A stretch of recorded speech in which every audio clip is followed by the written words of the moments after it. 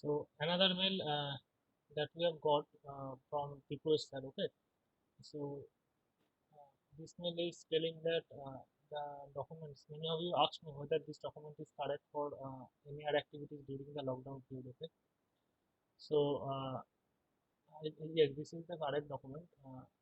So it has been confirmed by the by Tripuresh sir. Okay, so he is the PUC of MER of our college. Okay, so you can follow this document during your lockdown period to do the activities to earn the points in MER. Okay, so this is another mail. Third mail that I am going to show you is has come yesterday from university.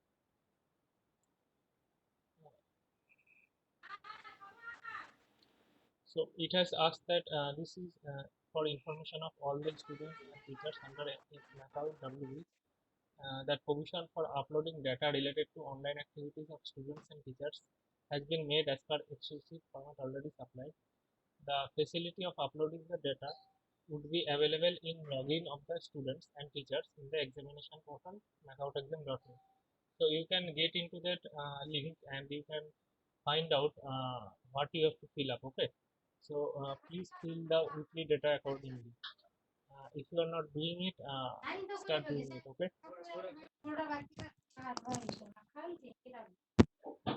Yes. Sridhar is waiting in the lobby. I don't know what does it mean.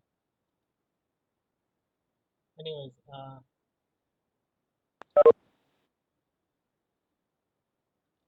so getting into the Linux system. Okay.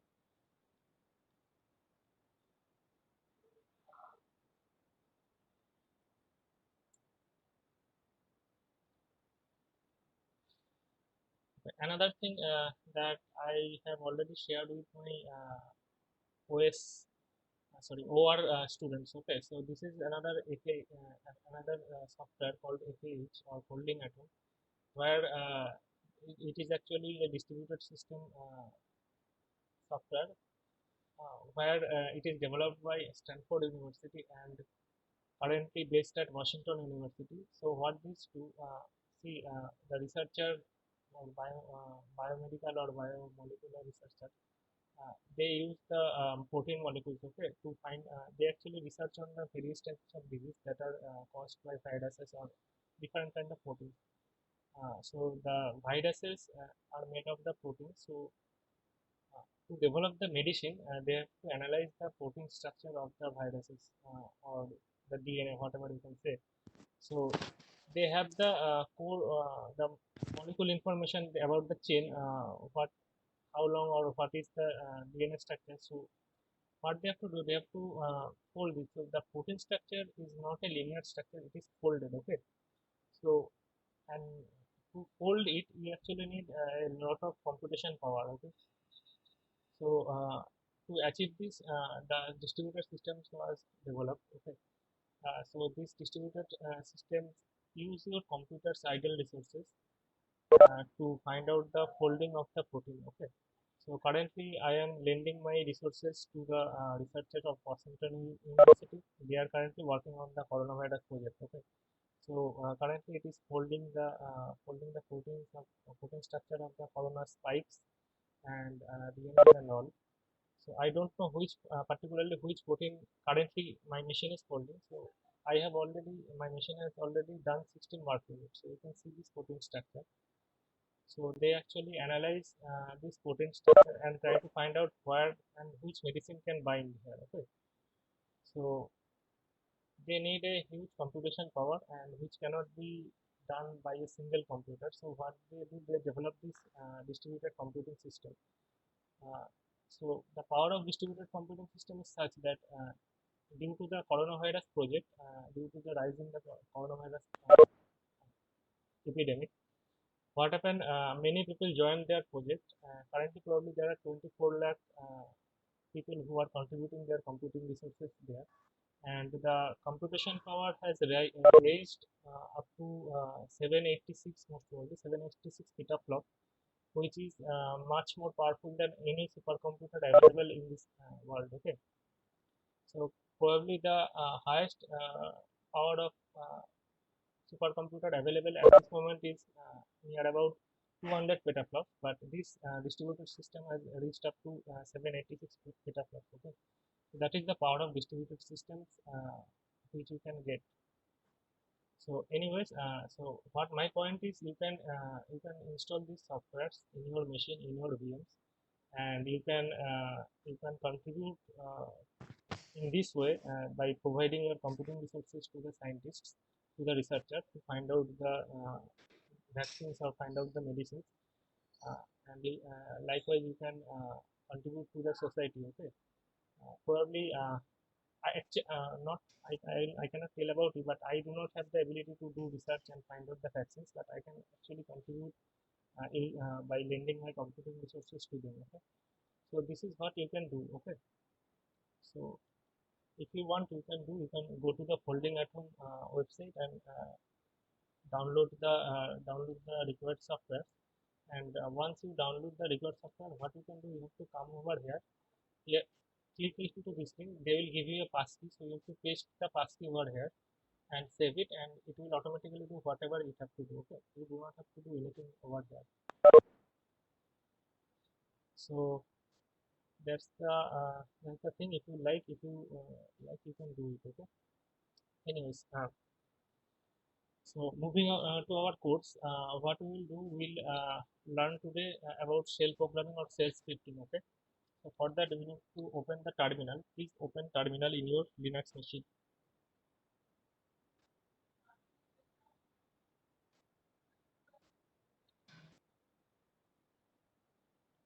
Okay, so this is your terminal. So this terminal actually gives you an interface to the shell called bash. Okay, so I will come to that. So what is shell? Shell is nothing but you can say is a command line interpreter. Okay, so this is your command line, right? You also have a command line interpreter in your Windows machine, which is called CMD, right? The MS-DOS form. So shell is a command line interpreter in case of Linux, and it is a program that runs another program. Okay, so to tell about shell, I think I need to draw a picture. Suppose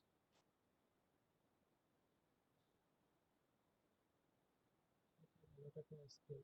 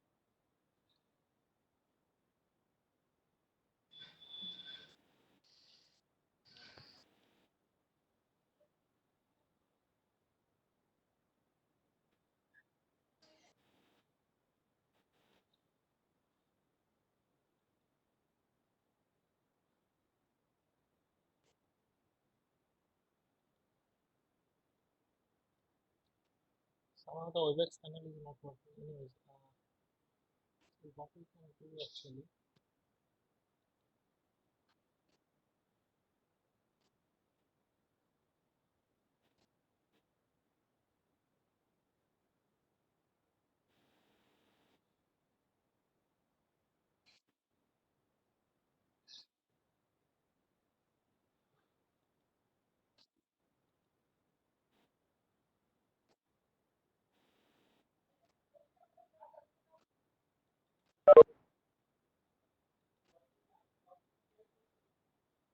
just a minute.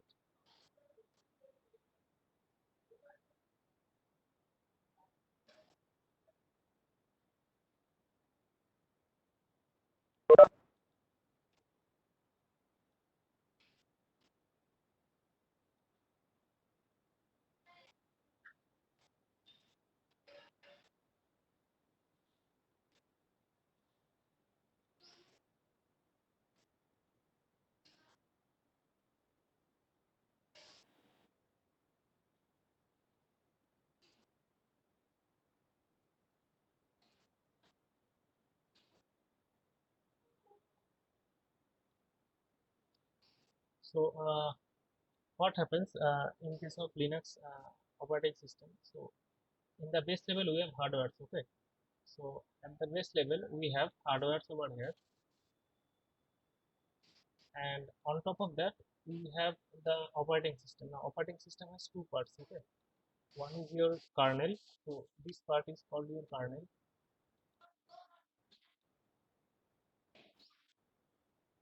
Okay, and on top of kernel, so kernel is the part of the operating system that directly interacts with the hardware. Okay, so the programs or the libraries over here, we make system call to uh, to connect the kernel to the hardware. Okay, so to use the hardware we do the system first, right? So that goes through the kernel. Okay, or anything that you have to use the hardware, it has to go through the kernel, and on top of kernel we have the shell.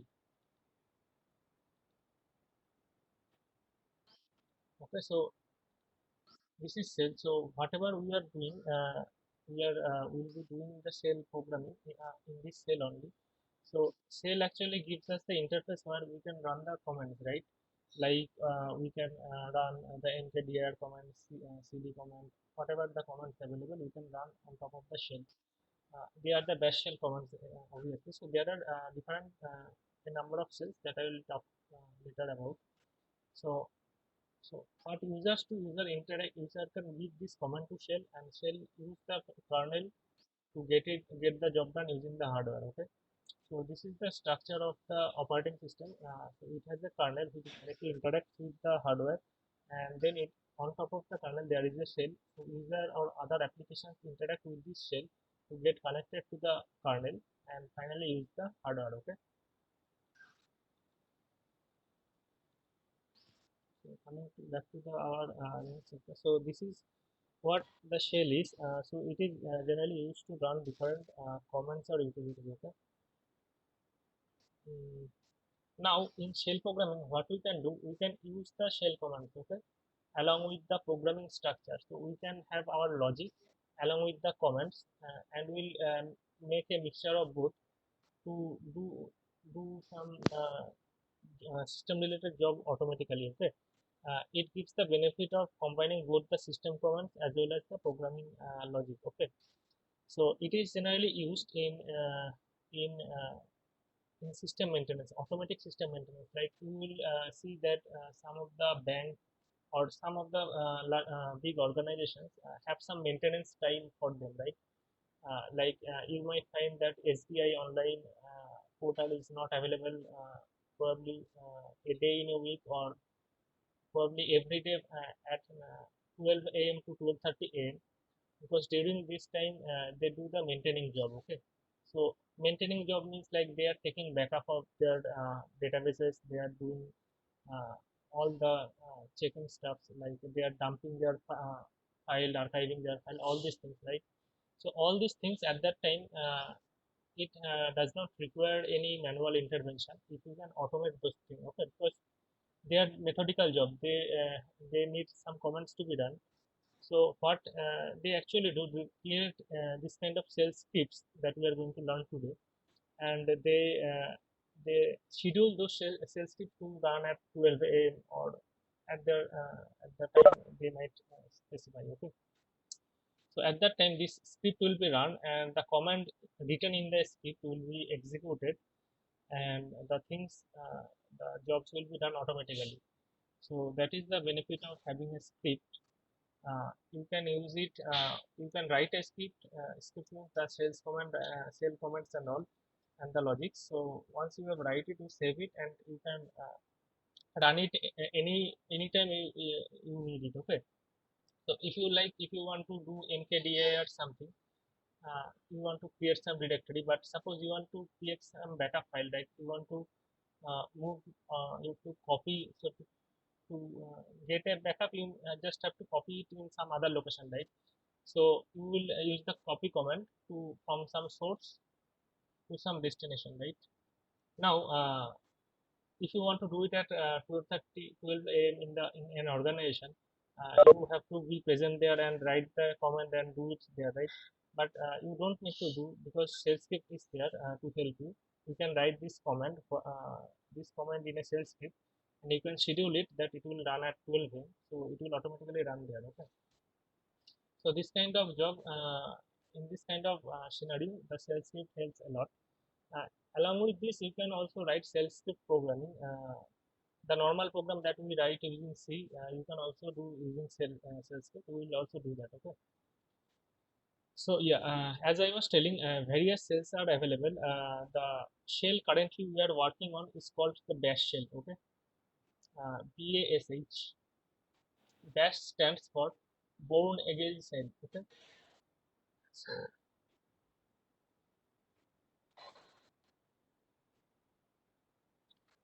BASH is Bash. Bash stands for Born Again Shell.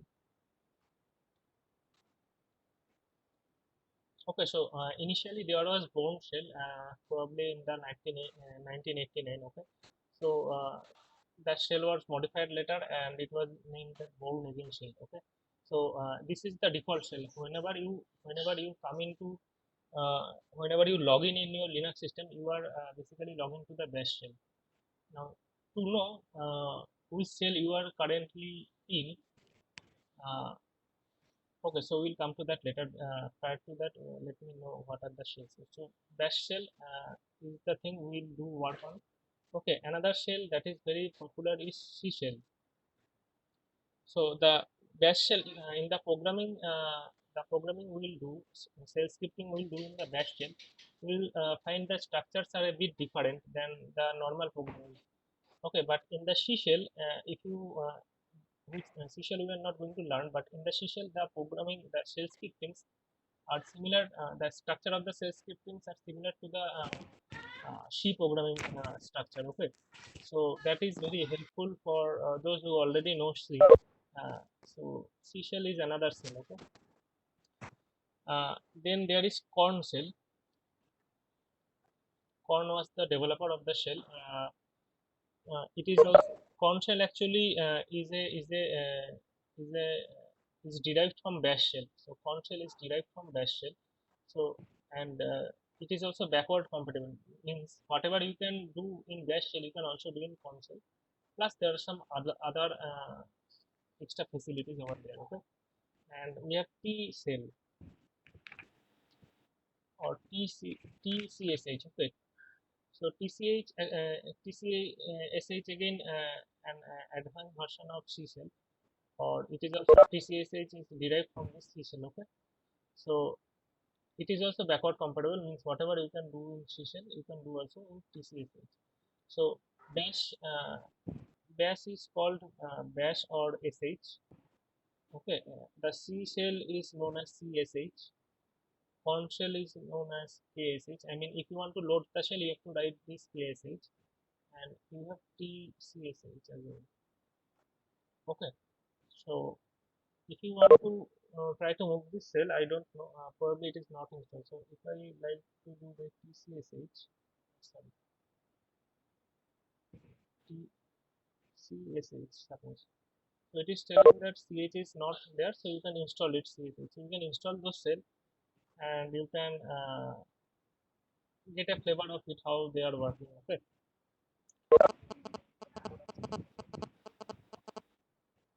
Okay. So moving forward, so to do shell programming, first of all, so what are the first program we generally do in any programming language is hello world, right? Now hello world, what does it do? It print a string, right? So now to print a string in shell programming, what you have to do, you have to write now the command to show something in your screen is echo. Okay, echo.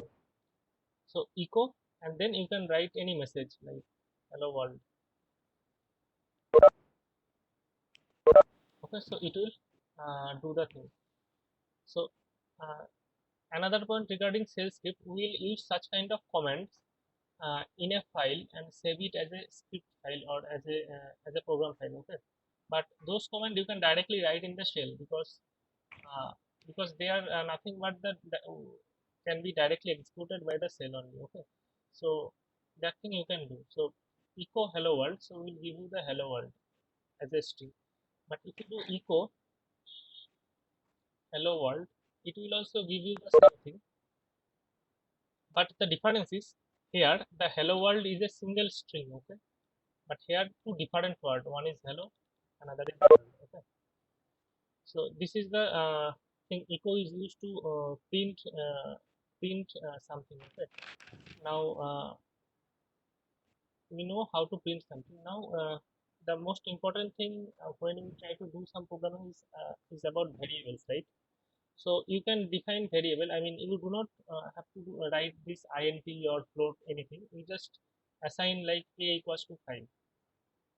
But be aware, space will not work. Okay, so if you give space, it will give you some error, command not found, because it will then treat a as a function. But you have to write it without space.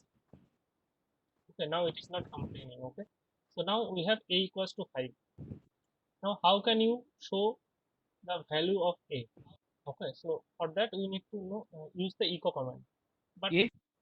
hello, so for that you have to do the echo command. Okay, so if you write echo a, what you will see, you will see a only but not 5.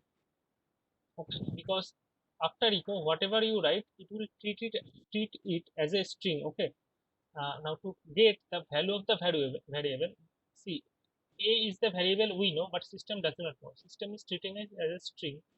So what we can do to denote that a is a variable, we have to make the shell know it by using a dollar sign. Okay, so write echo dollar a. So we will now get 5, because see, this dollar actually is used to get the value from a variable. Okay, so like you can do f name, like first name is equals to my first name. You can write your first name in there. Okay, so you can do echo dollar f name. Okay, so echo f name will not do. Okay, got the point, right? Okay,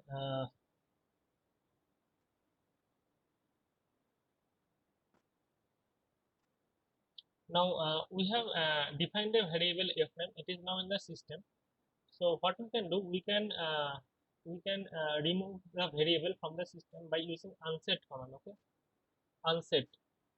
unset command is used to remove a variable from the system. So you write unset a, so it will remove the variable a from this system. Okay, so now we defined an variable a, right? So that will no longer be there.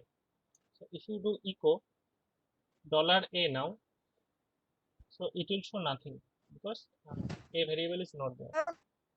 But we haven't answered the fm, so fm will be there. Okay, so fm is there. Okay, now what you can do, you can do multiple assignment to a variable. I'm not sorry, to not a variable, to different variables at times.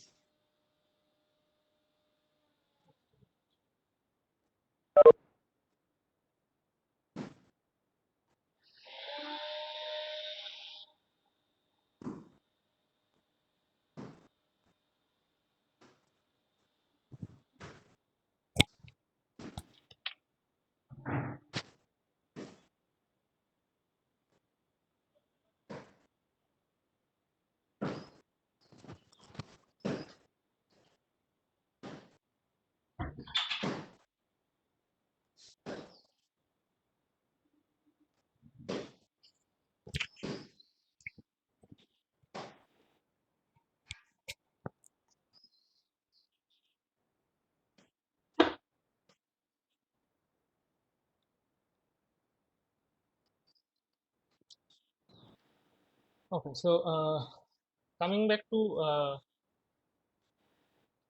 yeah, so what I was telling is we can declare multiple variables in a single line. Okay, so like f name is equals to Pritam, and then you have to use a semicolon to denote it is one variable. Okay, and then you can give like uh,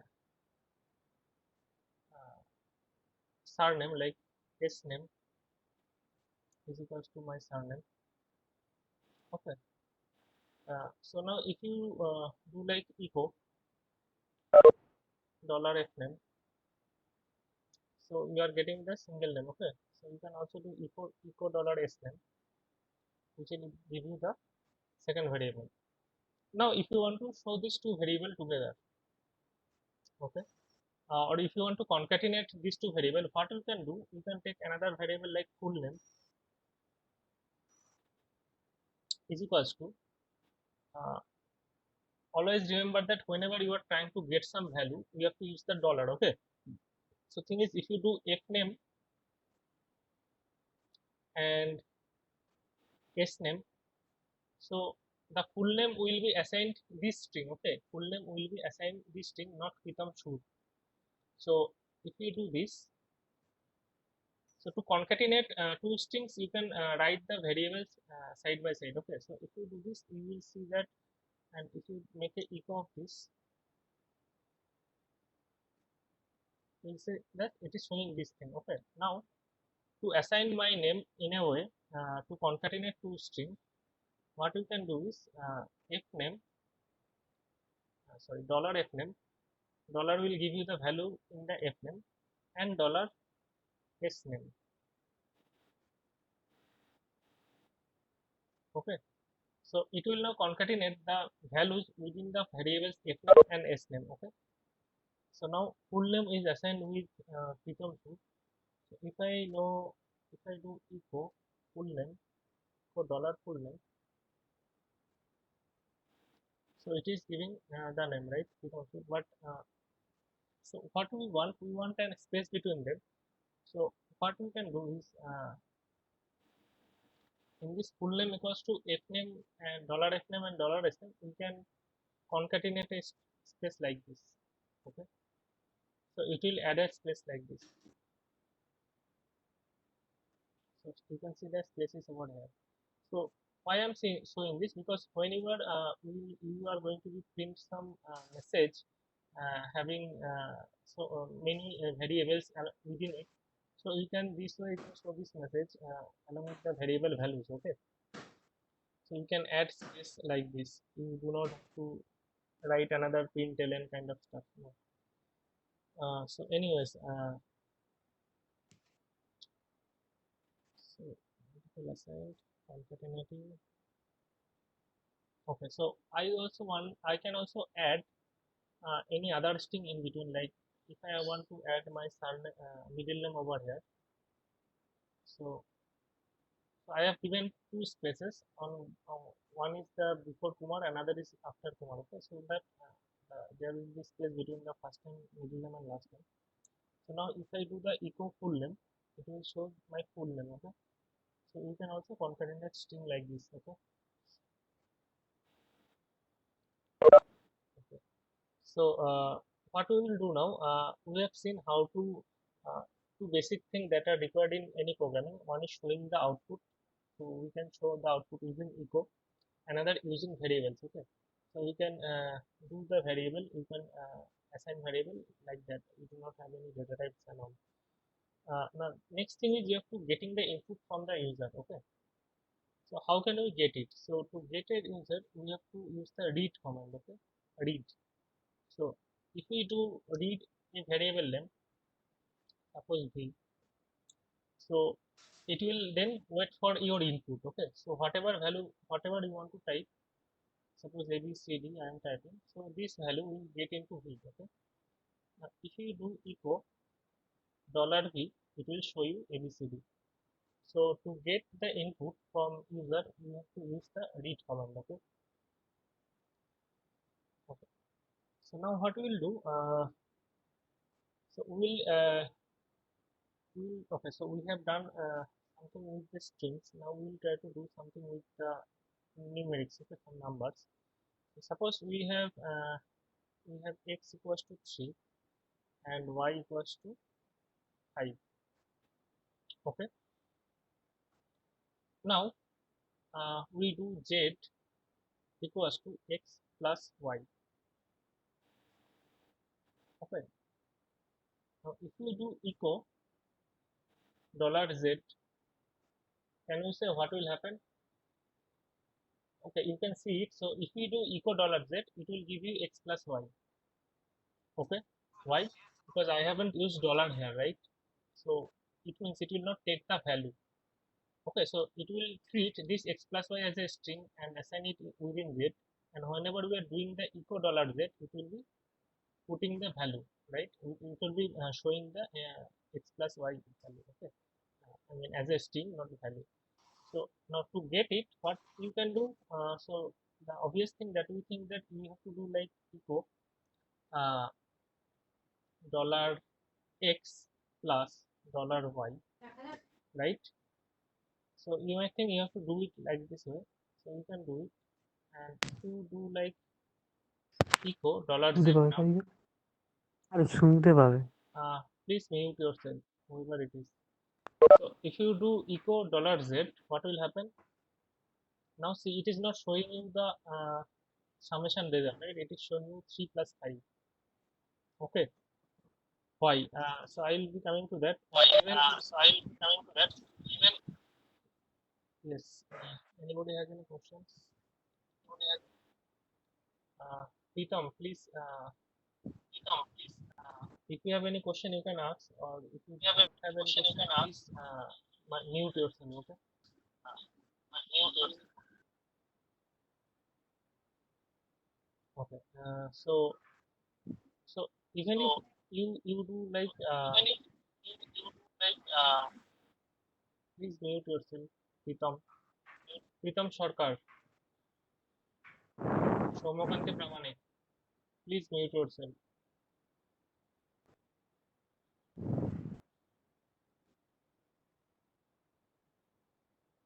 So what we will do? So if you do like Z, if you do like Z is equals to 3 plus 5. Okay, so it will also give you 3 plus 5 and not 8. Okay, because it is because the shell actually treats everything as string. Okay, so it will treating this 3 plus 5 as a string and put it into Z and showing it. Okay, so now if you want to do the summation thing, if you want to if you want to make if you want to treat this x and y as your integer variables rather than the strings, what we can do? So for that we have another command which is called expr. Okay, expr is a short form of expression. So if you do expr 3 plus 5, sorry, I think I have to give space here. I think yes, I have to give space. Okay, so if you do expr 3 plus space 5, so see, when you are giving expr 3 plus 5 without any space, it is treating everything as a single string. Okay, but as soon as you give it as a 3 space plus space 5, now it is getting three different characters or three different tokens, and from that it can find one of them in your operator, so it can act accordingly and give you the summation result or the result as per the operator. Okay, so expr 3 space 5 will give you the result. Okay, so now we have x equals to 3 and y equals to 5, so we Sir, can say yes. sir, EXPR means expression. Yes. Okay. Okay. So if you do expr dollar $x plus dollar $y, it will now give you the value. Okay. So as I told you, everything you give here is being treated as string. Okay. So to do the numerical calculation, you have to use the expr command.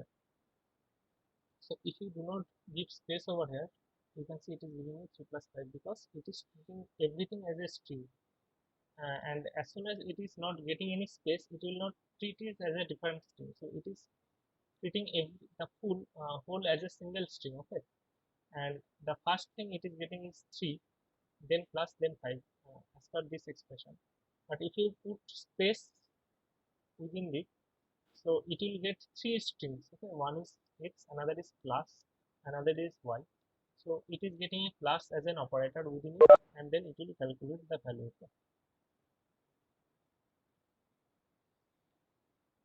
Okay. So what we have to do, we still have x and we have made clear. So we still have x and y with us. Okay. Yes.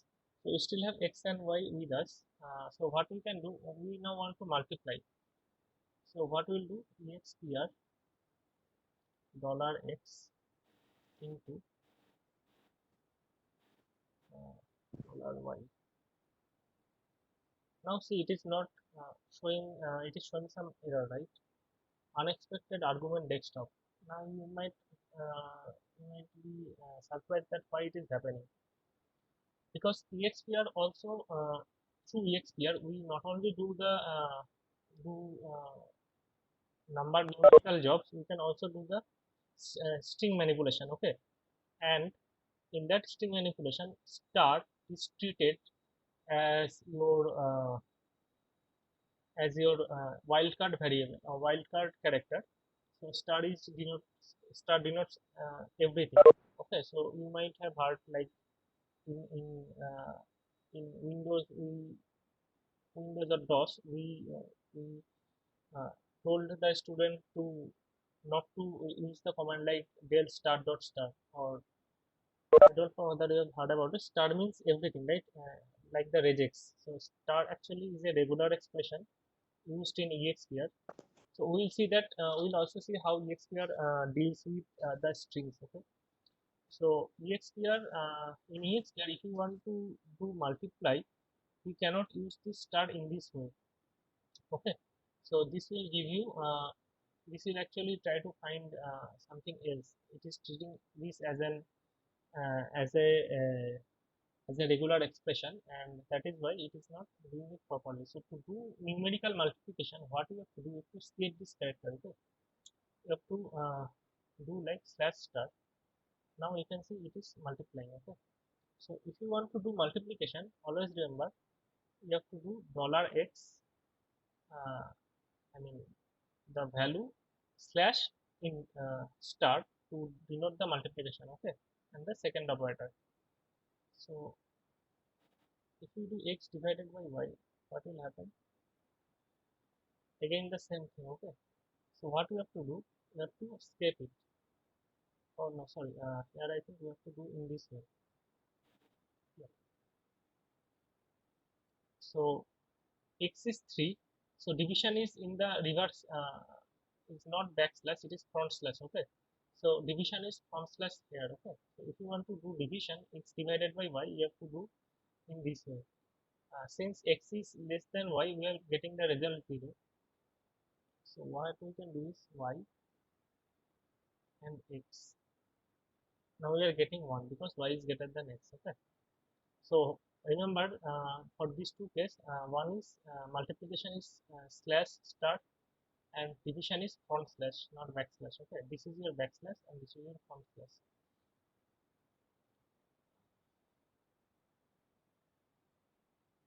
Okay,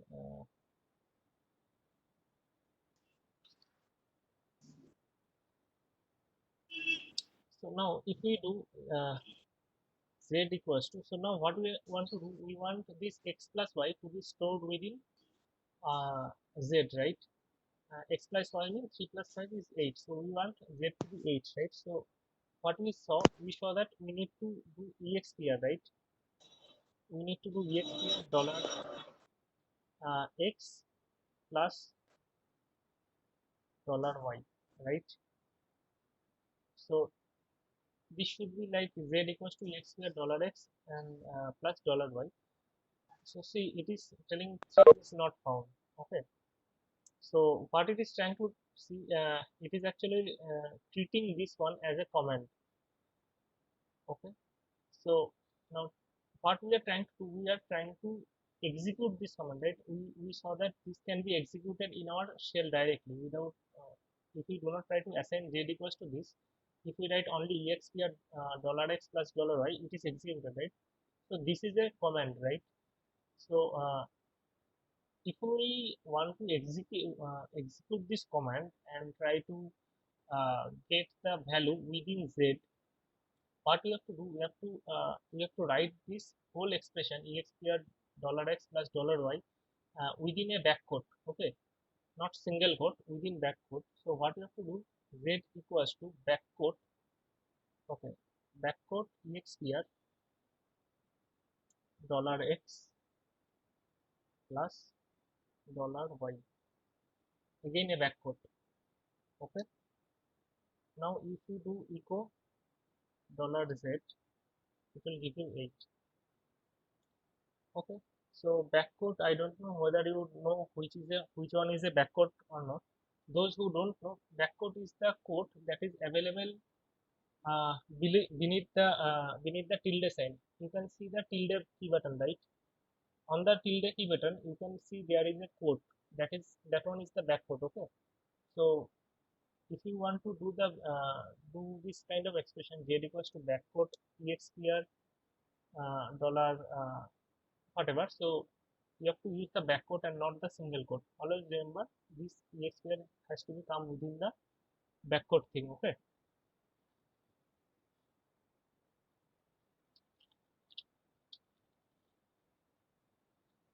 Okay, so as I told, expr is also used for string manipulation, okay. Generally how expr works using regular expression. So expr works like this. So expr, we have to give some string input, okay. Suppose this is input string, whatever it is, and we have to give a colon, and then you have to give some regular expression over here. So regular expression has to be within single quote. So this one is not a backquote, okay, this one is single quote. Within expr, I mean, if you try to find out the whole expression, you have to give the expr. So one thing is, I don't know if you are doing trying to chat in something, because I am not able to see the chat window, okay. So if you want to ask something, you unmute yourself and ask me a question. I am not able to see the chat section here. So anyways,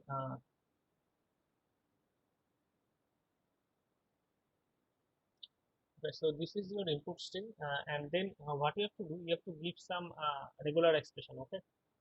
So one of the famous regular expression that we can use is to find out how many characters in it, or the number of length of the string, okay. So the regular expression, we will not get into the detail of regular expression, okay, but this regular expression, what it does, this dot denotes your character, okay. Dot denotes a character, and star means all, okay. So this regular expression telling that find out the count of all the characters, okay. So how many characters are there, it will return. So if you write this expr input string, this one, and press enter, it will give you the length of the string. So if you count it, here is 5, here is 6, 11 plus 1 space is 12, okay. So this regular expression gives you the total number of characters in that string, okay. Similarly, what we can do, we can also tell that what is the first position of a character, okay. So for that, what we have to do, suppose we are taking this one, this input string as again input. So you have to do like, suppose I am trying to find out what is the first occurrence of t, okay. So for that, we have to write is within third bracket to the power t star and t. So what does this regular expression means? This regular expression means that, see, within this bracket, so this to the power t is nothing, it is telling not t, okay, not t, okay. So not t star, so not t star means how many characters are there which are not t, and there is a t, okay. So this regular expression is telling that how many characters are there uh, prior to this t, how many characters are there prior to this t, okay, which are not t. So this will give you the length of the strings which are prior to this t, okay. So if you press enter, we will see that 5, so 1 2 3 4 5. So this is what this regular expression is telling. So this not t star t. Okay, it means uh, how many characters are there prior to t, and along with this t, how many, what is the length. So this will give you the position of the this character. Are you able to understand this regular expression? Sir, there there is also present another T. Right. It is represent the first T position. Yes, that is what I am telling. So first occurrence of, if you want to find out the first occurrence of the character, this is what the regular expression you have to write out. Okay. So I think you already have done this kind of stuff, right? Whenever when you did in C, if you want to take string as your input, right? If you want Pritam Sarkar, please mute yourself. Pritam Sarkar, please mute yourself.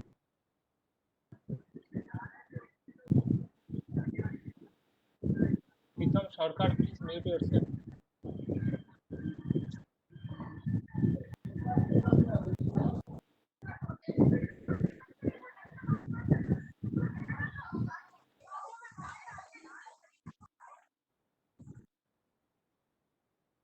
Okay, so what we are doing, so I think you have already seen, you probably have seen this kind of structure, this kind of regular expression. While in C, you are trying to take a string uh, with space, right? So have you written this kind of comment like scanf percent within third bracket to the power slash n. So here is to the power slash n, comma s. Uh, have you seen this kind of structure? Have you written this kind of code to, so what this will do, this will take a string, okay, within the variable s. Now if we try to do it with percent s comma this string variable, suppose this is str, okay. So if you do like percent s and then str, so if you write if you when you are giving input, you write something with space, so it will take up to only space, right? Space will, at that point space would be used as your uh, tokenizer. Okay, so it will tokenize the first part of the prior to the space, to the first space, and treat only that part as a string, and it will skip the rest of the string, right? What you could do is you could use this kind of regular expression over there to find out the string. So what it is telling, it is telling it will take all the characters until it gets a slash n character. Okay, so this regex at that point means that slash n means new line, right? So unless a new line is print, new line is entered, it will keep on taking the inputs. Okay, so that's how it works. Okay, so the same thing occurs over here. Okay, uh,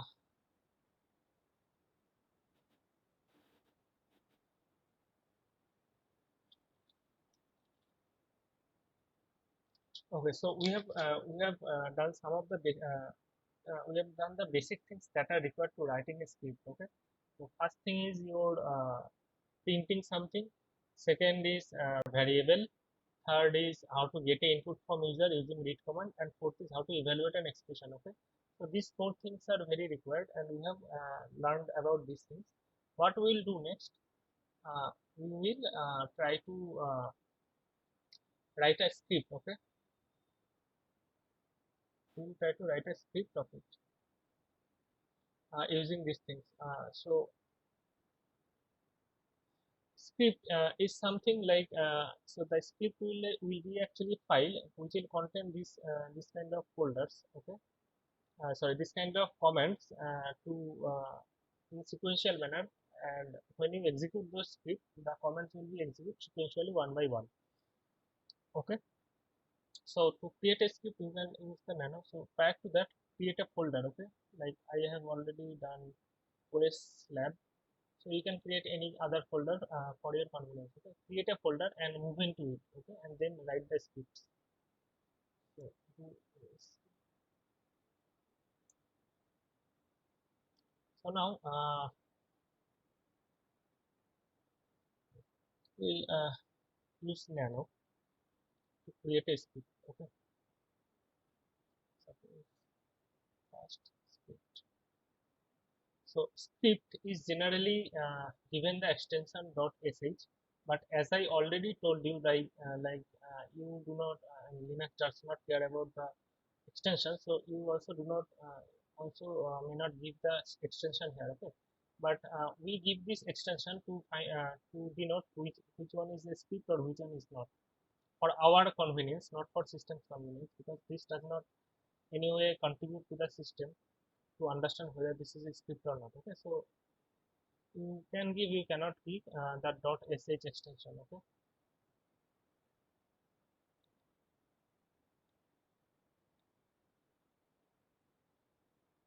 okay, so what we will do now, we'll write some script.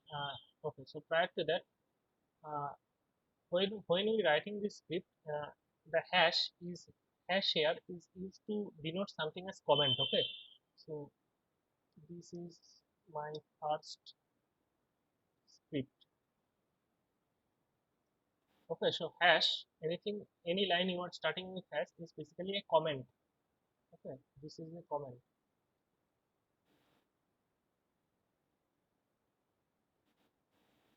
Okay, but if you study some script, you will find that there is something hash, then not, then slash bin slash sh.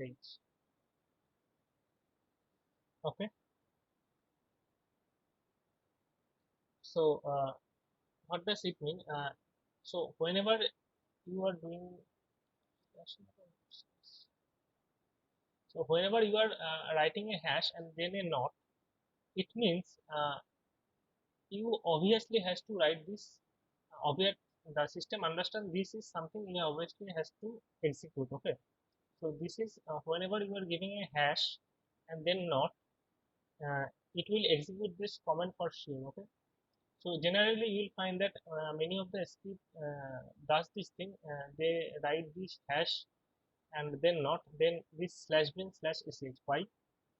Because see, this sh is your shell. Okay, so it will surely load the shell first, the bash shell first, and then it will execute. Okay, because for safeguard, what will happen?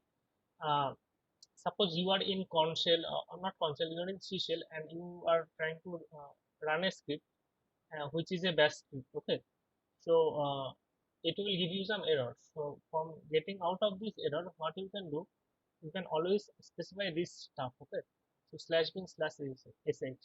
So this will give you the shell. Okay, one thing I forgot you to show, there are some environment variables. So what I am doing, I am now currently saving it by Control S, and I am getting out of it. Okay, so press Control S and then press X. What I am trying to show is there are system variables that also you can echo. So if you do echo $home, it will give you your home directory. Okay, so this is my home directory. It is not giving you pwd. My present working directory is OSLab.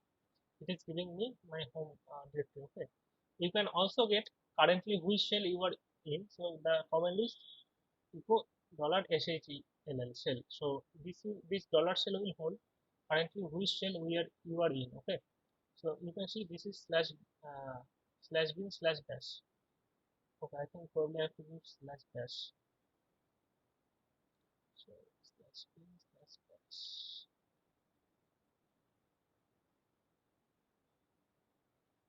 Okay, so our script is going to be executed on bash. So this will load bash first, and then we will execute our script. Okay, so next what we will to do, we are trying to write a script. So this is a script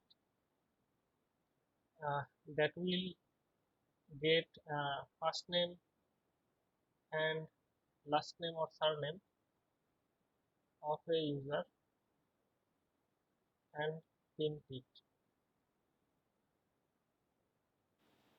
Okay, very obvious or very simple program. Okay, So what you have to do, let us show some message like echo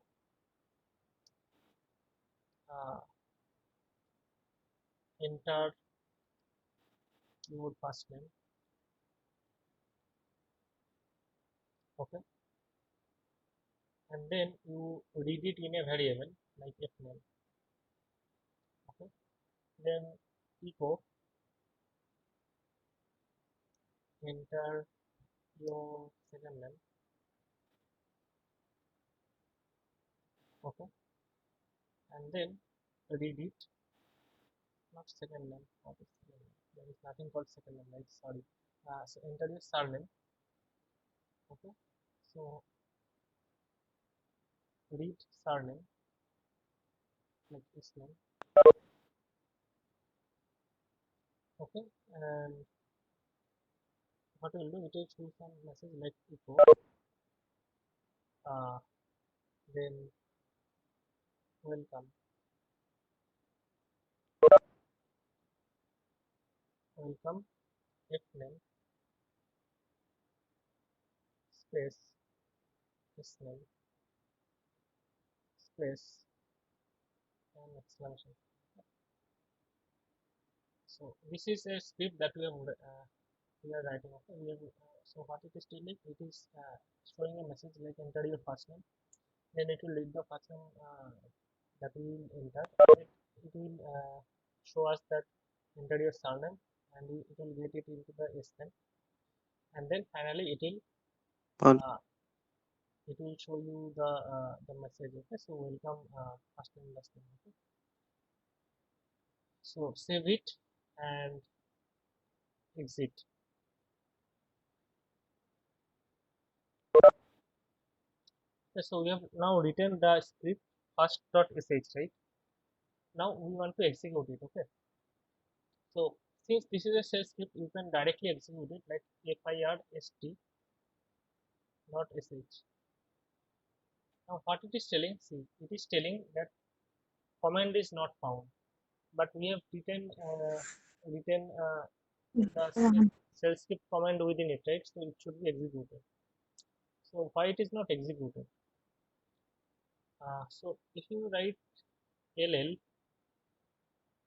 you can see that there is this first.sh has not given any execution permission, right? So we have to give the execution permission to run it directly, okay? Or else, if you do not have the execution permission for a file, for a shell file, what we can do, you can use this sh command, okay? Sh stand for this shell script execution. So sh dot slash your current directory slash this first dot sh, okay? Now you can see it will execute. So what was the problem? So I am repeating again. So the problem was uh, this first.sh, we are trying to directly run it, right? First.sh. So what we see, we saw that it does not have any execution permission, right? So that's why it was not able to execute that first.sh. Okay. So if you do not have execution permission for a shell, what you can do, you can uh, you can use this sh command and give the shell path. So it will give the script path, then it will execute the script, okay? So enter your first name. So I am now entering your first name and enter your surname. So I am now entering your my surname, okay? So okay, so the problem is again I forgot to put the dollar over there, right? So I forgot to put dollar here, so that's why it is showing fm and sm, okay? So you have to put dollar. So since we are not accustomed to this putting dollar prior to a variable name, so this kind of mistake will always happen to us, okay? Uh, because we are not doing shell script a lot, we are writing normal programs a lot, right? So anyway, so if we now try to execute this and try to run, so bingo, this is working, right? So that is how you can write a script. It will now execute, that will execute, okay? Now, okay, so what we saw that the first.sh is not directly executed because it does not have any execution permission. and that's why you have to use the sh command to execute it, right? So what you can do, you can change the permission of this script to run it directly. Okay, so to do the to change the permission, what we have, we did it last day, right? Chmod, right? So chmod will give you the permission that are required for execution. Okay, so suppose I want all of them to do everything. Okay, so I want myself to do everything. Okay, I want my group to read and execute, and I also want my other people to read and execute. So that's why 755, right? So this will give permission of read, write, execute for myself. I will give you the uh, read permission and execution permission to others. Okay, and then the first dot sh. Okay, so now if you do ll, you can see that the first dot sh is now an executable file. Okay, so we have the execution permission x over there. So rwx for owner, rx for group, and rx for other people. Okay, so now if you directly run dot slash first dot sh. Okay, see, you cannot run only first dot sh. You always have to use dot slash, because first dot sh is not a command that belongs to your slash bin in your bin folder, right? It is a shell script that you have created. Okay, so it is not an existing command which is in slash bin, right? So that's why you cannot do first dot sh like that.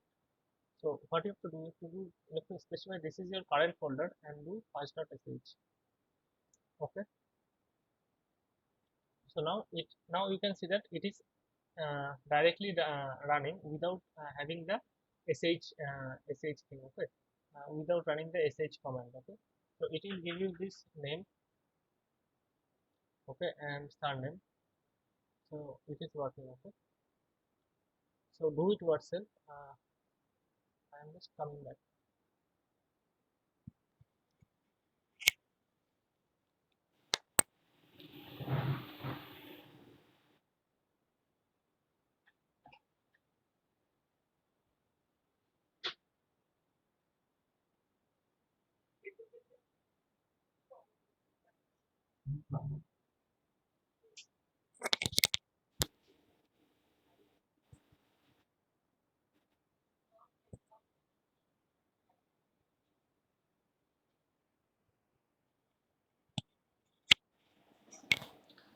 Okay,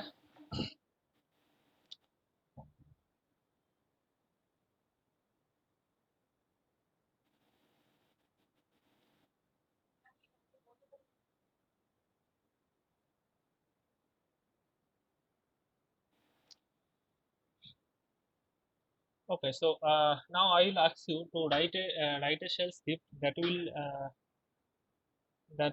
read two numbers and give you the sum of those two numbers. Okay, write a shell script that will read two numbers from user and give you the sum of the result.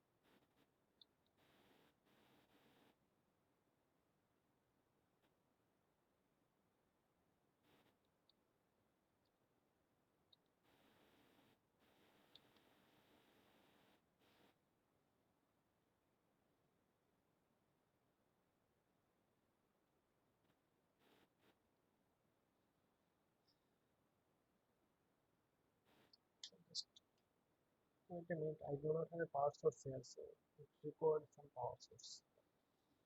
Okay.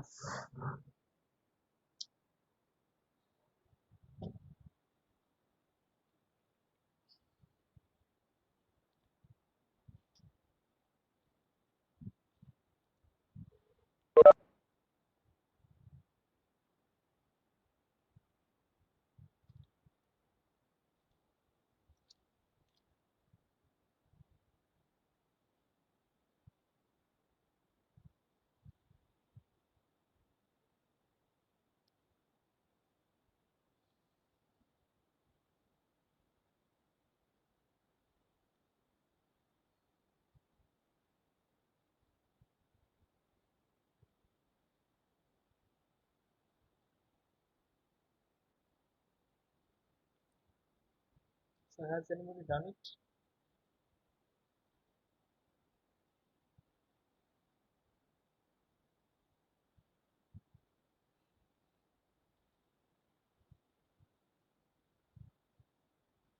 I have done it.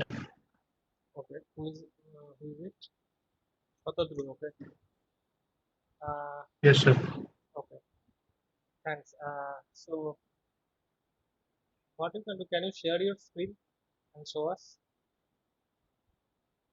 Sir, I can't find the option sharing screen. See above. I think there are some options.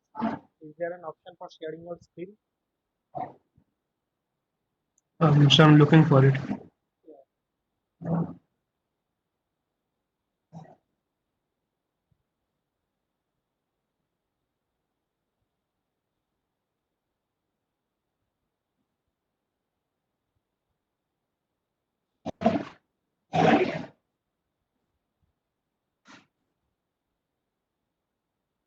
Yeah. There you go. I think everybody is now able to show Shatadru's screen, right? Yes. So Shatadru, please show it. So you can see it. What he is doing? Taking two numbers, right? And he is using EXPLR, okay, to evaluate the sum. So for EXPLR, you have to write it within that backcode, okay. So after he has done the sum, he is printing the sum here. Very good, Shraddhi. Thank you. You can now stop sharing.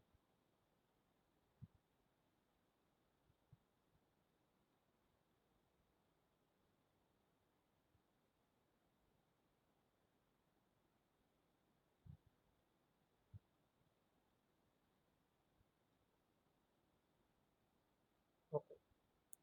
So you are now able to see my screen, right? It is complaining that battery is low.